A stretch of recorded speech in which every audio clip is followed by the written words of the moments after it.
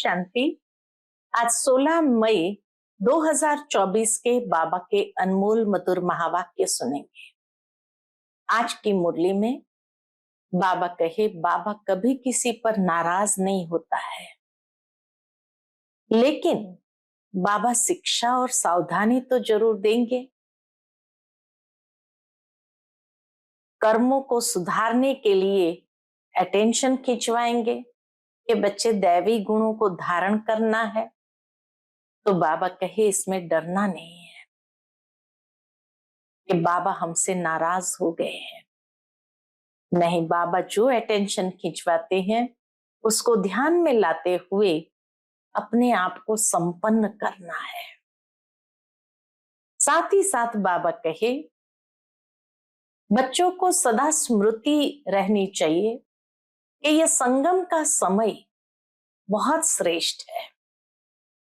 इसमें जितनी ऊंची लॉटरी हमें मिलती है और कोई युग में नहीं मिलती है। यही समय है जब ऊंचे ते ऊंचा बाप आकर हमारे जीवन को हीरे जैसा देवता बना देते हैं। तो बाबा कहे अगर ये स्मृति भी रही तो कभी टाइम वेस्ट नहीं करेंगे।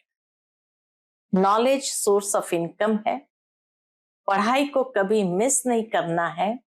देह अभिमान में लाने की कोशिश माया जरूर करेंगी, लेकिन इस समय हमारा कनेक्शन डायरेक्ट बाप के साथ है, तो हर समय को सफल करते चलो।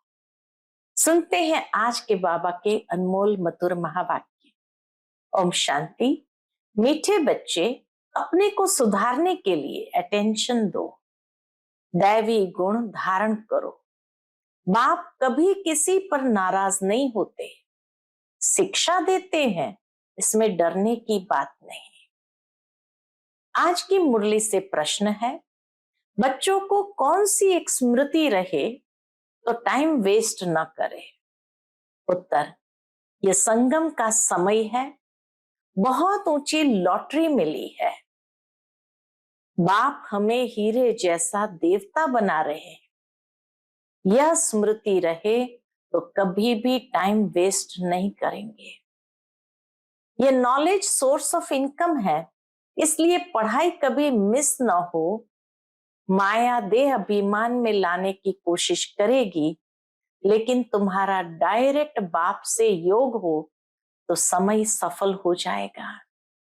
ओम शांति।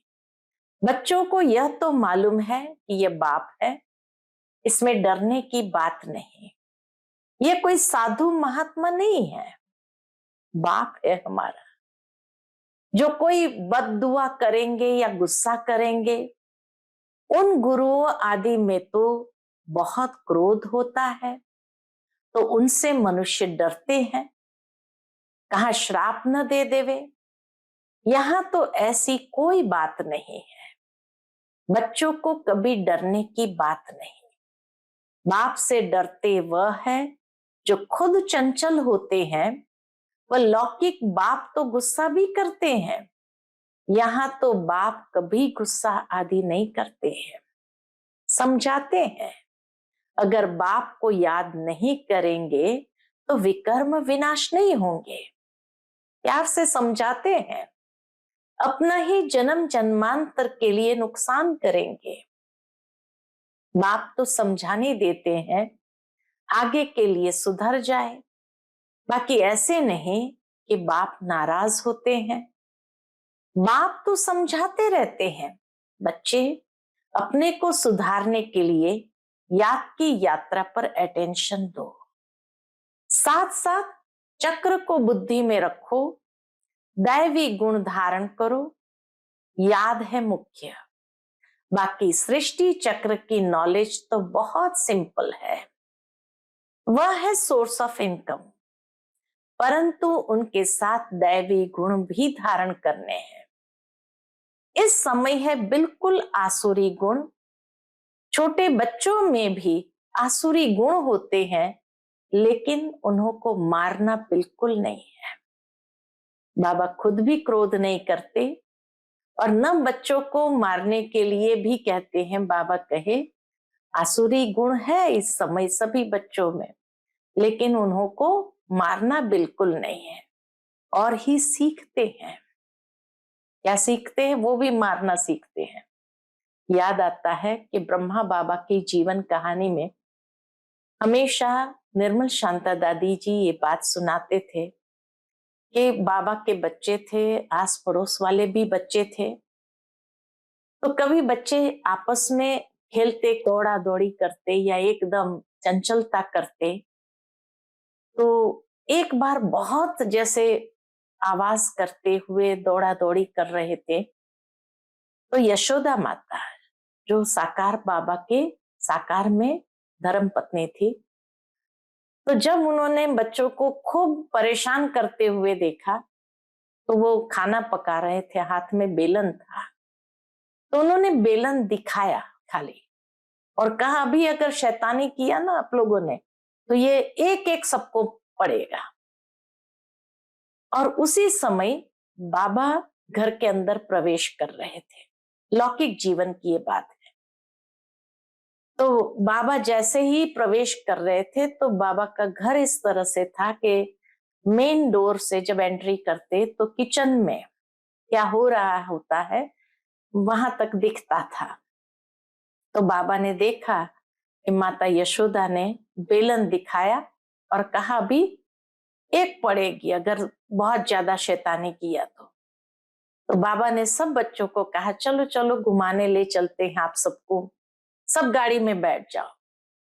सबको गाड़ी में बिठा दिया और फिर बाबा यशोदा माता के पास आकर के कहने लगे कि देखो आज आपने बेलन दिखाया, मारा नहीं, लेकिन ये संस्कार बच्चों में पड़ता है कि कल को वो एक दूसरे को अगर तूफान मस्ती करते हैं या किसी को परेशान करेंगे तो बेलन दिखाएंगे नहीं, वो सीधा प्रयोग करेंगे। तो ये संस्कार कौन डालते हैं? माता पिता ही बच्चों के अंदर ये संस्कार डालते हैं। इसलिए आज के बाद बच्चों को कभी भी प्यार से समझाओ, मार से कभी बच्चे सुधरते नहीं हैं। तो इसीलिए बाबा भी कहे छोटे बच्चों में भी आसुरी गुण होते हैं, लेकिन उन्हों को मारना बिल्कुल नहीं है और ही सीखते हैं। या तो जिद्दी हो जाते हैं या मारना वो भी सीख लेते हैं। वहां सतयुग में तो सीखना नहीं होता है, यहाँ तो माँ बाप से बच्चे सब सीखते हैं। बाबा गरीबों की बात करते हैं, शाहूकारों के लिए तो यहाँ जैसे स्वर्ग है, उनको ज्ञान की दरकार नहीं, ये तो पढ़ाई है। टीचर चाहिए जो सिखावे सुधारे।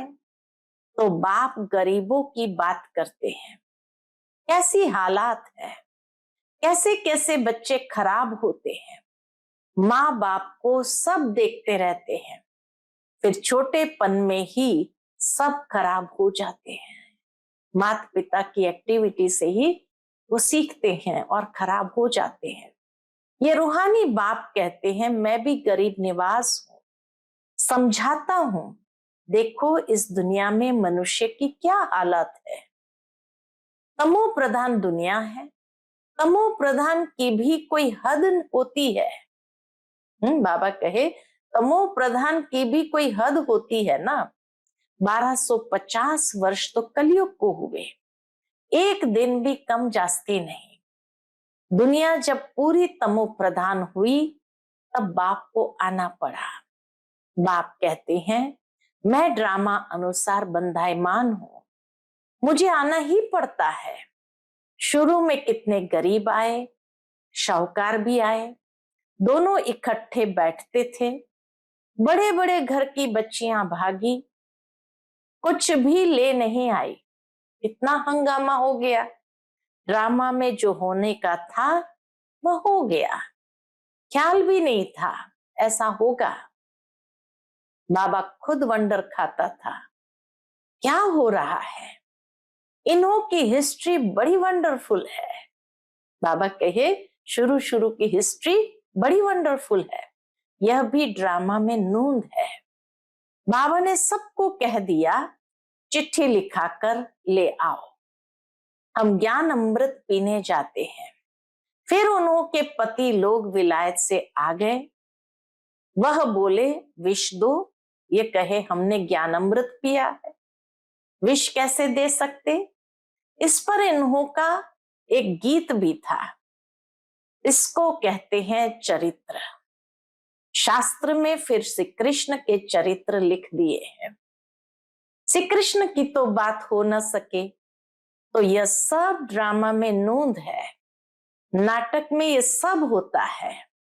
हंसी कुड़ी आदि आदि ये तो दोनों बाप कहते हैं, हमने कुछ भी नहीं किया, ये तो ड्रामा का खेल चल रहा है। छोटे छोटे बच्चे आ गए, अभी वह कितने बड़े बड़े हो गए। बच्चों के कितने वंडरफुल नाम संदेश पुत्रियां ले आई। फिर जो उनसे भाग गए उनका वह नाम तो है ही नहीं, फिर पुराना नाम शुरू हो गया। इसलिए ब्राह्मणों की माला होती नहीं। तुम्हारे पास कुछ भी नहीं है। बाबा कहे, तुम्हारे पास कुछ भी नहीं है। पहले माला फेरते थे, अभी तुम माला के दाने बनते हो। वहां भक्ति होती नहीं, ये नॉलेज है समझने की, है भी सेकंड की नॉलेज। फिर उनको कहते हैं ज्ञान का सागर, सारा सागर स्याही बनाओ। परमात्मा की महिमा में कहते हैं कि सारा सागर स्याही बनाओ, जंगल कलम बनाओ, तो भी महिमा पूरी हो ना सके। और फिर भी सेकंड की बात है, इतना अथाह ज्ञान है बाबा के पास कि सागर की स्याही बनाओ, जंगलों की कलम बनाओ, धरती का कागज बनाओ, तो भी पूरा हो ना सके। और फिर है सेकंड की बात, अलफ को जान गए हो तो बेबादशाही जरूर मिलनी चाहिए। तो वह अवस्था जमाने में अर्थात पतित से पावन होने में मेहनत है। बाप कहते, अपने को आत्मा समझ मुझ अपने बेहद के बाप को याद करो, इसमें है मेहनत। तदबीर कराने वाला टीचर तो है, परंतु किसकी तकदीर में नहीं है। तब्दीर कराना माना पुरुषार्थ कराने वाला टीचर तो है, परंतु किसकी तकदीर में नहीं है। तो टीचर भी क्या करे, टीचर तो पढ़ाएंगे, ऐसे तो नहीं रिश्वत लेकर पास कर देंगे। यह तो बच्चे समझते हैं ये बाप दादा दोनों इकट्ठे हैं। ढेर बच्चियों की चिट्ठियां आती है बाप दादा के नाम पर। शिव बाबा केयर ऑफ प्रजापिता ब्रह्मा, बाप से वर्षा लेते हो इस दादा द्वारा। त्रिमूर्ति में है, ब्रह्मा द्वारा स्थापना कराते हैं। ब्रह्मा को क्रिएटर नहीं कहेंगे, बेहद का क्रिएटर तो वो बाप ही है, शिव बाबा ही है। प्रजापिता ब्रह्मा भी बेहद का हो गया। प्रजापिता ब्रह्मा है तो बहुत प्रजा हो जाएगी। सब कहते हैं ग्रेट ग्रेट ग्रैंडफादर, शिव बाबा को ग्रेट ग्रेट ग्रैंडफादर नहीं कहेंगे। वह तो सभी आत्माओं का बाप हो गया। आत्माएं सभी भाई भाई है, फिर बहन भाई होते हैं। बेहद के सीजरे का हेड प्रजापिता ब्रह्मा हो गया। जैसे बिरादरी का सीजरा होता है ना, यह है बेहद का सीजरा। आदम और बीबी, एडम और ईव किसको कहते हैं? आदम बीबी एडम ईव किसको कहते हैं? ब्रह्मा सरस्वती को कहेंगे। अब सीजरा तो बहुत बड़ा हो गया है, सारा झाड़ जड़ी भूत हो गया है, फिर नया चाहिए। इसको कहा जाता है वैरायटी धर्मों का झाड़। वैरायटी फीचर्स है, एक न मिले दूसरे से, हर एक की एक्टिविटी का पार्ट एक न मिले दूसरे से। ये बहुत गुह्य बातें हैं, छोटी बुद्धि वाले तो समझ न सके, बहुत मुश्किल है। हम आत्मा छोटी बिंदी है, परम पिता परमात्मा भी छोटी बिंदी है, यहाँ बाजू में आकर बैठते हैं। आत्मा कोई छोटी बड़ी नहीं होती है। बाप दादा दोनों का इकट्ठा पाठ बड़ा वंडरफुल है। बाबा ने ये रथ बड़ा अनुभवी लिया है। बाबा खुद समझाते हैं ये भाग्यशाली रथ है। इस मकान अथवा रथ में आत्मा बैठी है। हम ऐसे बाप को किराए पर अपना मकान व रथ देवे तो क्या समझते हो? इसलिए इनको भाग्यशाली रथ कहा जाता है, जिसमें बाप बैठ तुम बच्चों को हीरे जैसा देवता बनाते हैं। आगे थोड़ी समझते थे, बिल्कुल तुच्छ बुद्धि थे। अभी तुम बच्चे समझते हो तो फिर अच्छी रीति पुरुषार्थ भी करना चाहिए, टाइम वेस्ट नहीं करना चाहिए। स्कूल में टाइम वेस्ट करने से नापास हो जाएंगे। बाप तुमको बहुत बड़ी लॉटरी देते हैं। कोई राजा के घर में जन्म लेते हैं तो जैसे कि लॉटरी मिली ना। कंगाल है तो उनको लॉटरी थोड़ी कहेंगे। यह है सबसे ऊंची लॉटरी। इसमें टाइम वेस्ट नहीं करना चाहिए। बाबा जानते हैं माया की बॉक्सिंग है, घड़ी घड़ी माया दे अभिमान में लाती है। तुम्हारा बाप के साथ डायरेक्ट योग है, सन्मुख बैठे हैं ना, इसलिए यहाँ रिफ्रेश होने आते हो ड्रामा अनुसार। बाप कहते मैं तुमको जो समझाता हूं वह धारण करना है। यह ज्ञान तुमको अभी मिलता है, फिर प्रायलोप हो जाता है। ढेर आत्माएं चली जाती है शांति धाम। फिर आधा कल्प के बाद भक्ति मार्ग शुरू होता है। आधा कल्प से तुम वेद शास्त्र पढ़ते आए हो, भक्ति करते आए हो।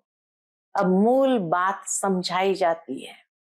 मूल बात क्या है कि तुम बाप को याद करो तो जन्म जन्मांतर के विकर्म विनाश हो। ये नॉलेज है सोर्स ऑफ इनकम। इससे तुम पद्मा पदम भाग्यशाली बनते हो। जितना ज्ञान को धारण करते जाते हैं उतना पद्मा पदम भाग्यशाली बनते हो, स्वर्ग के मालिक बनते हो। वहां तो सब सुख है। बाप याद दिलाते हैं तुमको स्वर्ग में कितने अपार सुख दिए हैं। तुम विश्व के मालिक थे, फिर सब गंवा दिया। तुम रावण के गुलाम बन गए हो। राम और रावण का कितना यह वंडरफुल खेल है। यह फिर भी होगा। अनादि बना बनाया खेल है। स्वर्ग में तुम एवर हेल्दी वेल्दी रहते हो। यहाँ मनुष्य को हेल्दी बनाने के लिए कितना खर्चा करते हैं।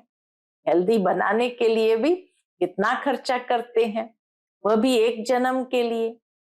तुमको आधा कल्प एवर हेल्दी बनाने में क्या खर्चा होता है? एक नया पैसा भी नहीं। देवताएं एवर हेल्दी है ना। तुम यहाँ आए ही हो एवर हेल्दी बनने के लिए। एक बाप के बिगर सर्व को एवर हेल्दी और कोई बना न सके। एक बाप के बिगर कोई भी सर्व को एवर हेल्दी बना नहीं सकते। तुम अभी सर्वगुण संपन्न बन रहे हो। अभी तुम संगम पर हो। बाप तुमको नई दुनिया का मालिक बना रहे हैं। ड्रामा प्लान अनुसार जब तक ब्राह्मण न बने तब तक देवता बन न सके। जब तक पुरुषोत्तम संगम युग पर बाप से पुरुषोत्तम बनने न आए तो देवता बन न सके। बनाने वाला तो बाप ही है। तो इसीलिए बाबा कहे पुरुषोत्तम संगम युग पर बाप से पुरुषोत्तम बनने न आए तो देवता बन न सके। अच्छा, आज बाबा ने रूहानी ड्रिल भी सिखाई, नॉलेज भी सुनाई, बच्चों को सावधान भी किया। गफलत नहीं करो, उल्टा सुल्टा बोलो भी नहीं। शांति में रहो और बाप को याद करो। आज बाबा ने ड्रिल भी सिखाई, नॉलेज भी सुनाई, बच्चों को सावधान भी किया, गफलत नहीं करो, उल्टा सुल्टा बोलो भी नहीं, शांति में रहो और बाप को याद करो। अच्छा, मीठे मीठे सिकिलते बच्चों प्रति माता पिता बाप दादा का याद प्यार और गुड मॉर्निंग। रूहानी बाप की रूहानी बच्चों को नमस्ते। हम सभी रूहानी बच्चों की रूहानी माता पिता बाप दादा को याद प्यार, गुड मॉर्निंग और नमस्ते नमस्ते। शुक्रिया बाबा, शुक्रिया। आज की मुरली से धारणा के लिए मुख्य सार है, पहली पॉइंट, विकर्म विनाश कर स्वयं को सुधारने के लिए याद की यात्रा पर पूरा अटेंशन देना है, दैवी गुण धारण करने हैं। दूसरी पॉइंट, देवता बनने के लिए संगम युग पर पुरुषोत्तम बनने का पुरुषार्थ करना है, गफलत में अपना टाइम वेस्ट नहीं करना है। आज का बाप दादा का मधुर वरदान हम बच्चों के प्रति है, ज्ञान के श्रेष्ठ खजानों को महादानी बन दान करने वाले मास्टर ज्ञान सागर भव। ज्ञान के श्रेष्ठ खजानों को महादानी बन दान करने वाले मास्टर ज्ञान सागर भव। जैसे बाप ज्ञान का सागर है, ऐसे मास्टर ज्ञान सागर बन सदा औरों को ज्ञान दान देते रहो। ज्ञान का कितना श्रेष्ठ खजाना आप बच्चों के पास है, उसी खजाने से भरपूर बन याद के अनुभव से औरों की सेवा करो। जो भी खजाने मिले हैं, महादानी बन उनका दान करते रहो, क्योंकि ये खजाने जितना दान करेंगे उतना और भी बढ़ते जाएंगे। महादानी बनना अर्थात देना नहीं, बल्कि और भी भरना। महादानी बनना अर्थात देना नहीं, बल्कि और भी भरना।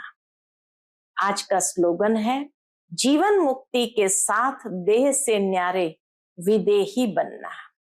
यह है पुरुषार्थ की लास्ट स्टेज।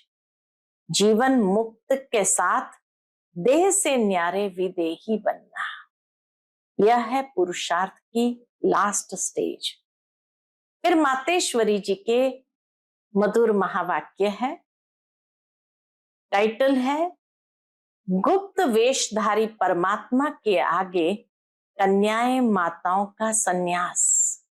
गुप्त वेशधारी परमात्मा के आगे कन्याओं माताओं का संन्यास। अभी दुनियावी मनुष्य को ये विचार तो आना चाहिए, इन कन्याओं माताओं ने संन्यास क्यों लिया है। ये कोई हठयोग कर्म सन्यासी नहीं है, परंतु बिल्कुल सहज योग, राजयोग, कर्म योग संन्यास जरूर है। परमात्मा खुद आए जीते जी देह सहित देह के सभी कर्मेंद्रियों का मन से संन्यास कराता है, अर्थात 5 विकारों का संपूर्ण संन्यास करना जरूर है। परमात्मा आए कहता है, दे दान तो छूटे ग्रहण। अब माया का यह ग्रहण जो आधा कल्प से लगा हुआ है, इससे आत्मा काली पतित बन गई है, उनको फिर से पवित्र बनाना है। देखो, देवताओं की आत्माएं इतनी पवित्र और चमत्कारी है। जब सोल पवित्र है तो तन भी निरोगी पवित्र मिलता है। अब यह भी संन्यास तब हो सकता है जब पहले कुछ चीज मिलती है। गरीब का बालक शाहूकार की गोद में जाता है तो जरूर कुछ देख गोद लेता है, परंतु शाहूकार का बालक गरीब की गोद में नहीं जा सकता। तो यहाँ यह कोई अनाथ आश्रम नहीं है, यहाँ तो बड़े बड़े धनवान कुलवान माताएं कन्याएं हैं, जिन्हों को दुनियावी लोग अब भी चाहते हैं कि घर में वापस आ जाए, परंतु इन्होंने क्या प्राप्त किया जो उस मायावी धन पदार्थ अर्थात सर्वंश संन्यास किया है। तो जरूर उनसे उन्हों को जास्ती सुख शांति की प्राप्ति हुई। तब तो उस धन पदार्थ को ठोकर मार दी है, जैसे राजा गोपीचंद ने अथवा मीरा ने रानी पने का अथवा राजाई का संन्यास कर लिया। यह है ईश्वरीय अतीन्द्रिय अलौकिक सुख, जिसके आगे वो दुनियावी पदार्थ तुच्छ है। उनको ये पता है कि इस मर्जीवा बनने से हम जन्म जन्मांतर के लिए अमरपुरी की बादशाही प्राप्त कर रहे हैं। तब तो भविष्य बनाने का पुरुषार्थ कर रहे हैं। परमात्मा का बनना माना परमात्मा का हो जाना, सब कुछ उसको अर्पण कर देना, फिर वो रिटर्न में अविनाशी पद दे देता है। तो ये मनोकामना परमात्मा ही आकर इस संगम समय पूर्ण करता है, क्योंकि अपन जानते हैं कि विनाश ज्वाला में तन मन धन सहित सब भस्मीभूत हो ही जाएगा। तो क्यों न परमात्मा अर्थ सफल करे। अब यह राज भी समझना है कि जब सब विनाश होना है तो हम भी लेकर क्या करें।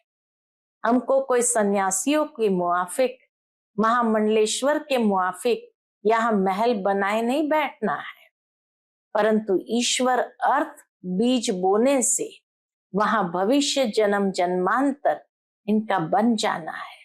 यह है गुप्त राज। प्रभु तो दाता है, एक देवे 100 पावे, परंतु इस ज्ञान में पहले सहन करना पड़ता है। जितना सहन करेंगे उतना अंत में प्रभाव निकलेगा। इसलिए अभी से लेकर पुरुषार्थ करो। अच्छा, ओम शांति।